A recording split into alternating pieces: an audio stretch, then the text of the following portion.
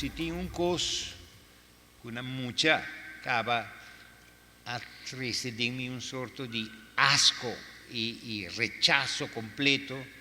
estava a bebimento de álcool, borracheria. Foi mucha tinha algum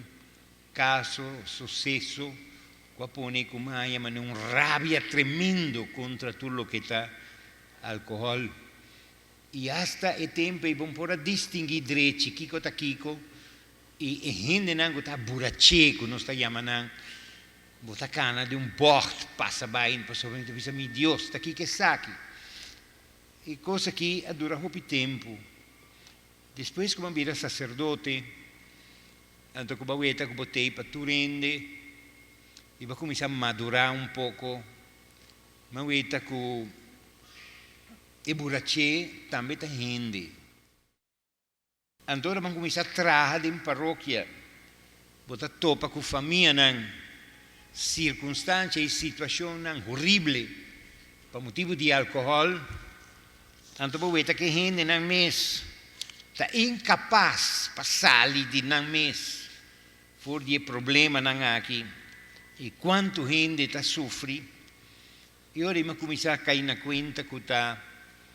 e addiction me ste bringa e noi gente depois basta anni depois non sanno che problema di droga e se abbiamo maniera un'avalancha arriva al pueblo minché papia me di addiction di sangue che altro problema grande di hungamenti placa per dosna che bevimento e droga que tanto sofrimento de pueblo, que tanto desilusão de pueblo, e torcionam tem salida. Tem um dia mais grande que o que agora tem 10 anos que está a celebrar aqui de uma fundação para tratar precisamente adicto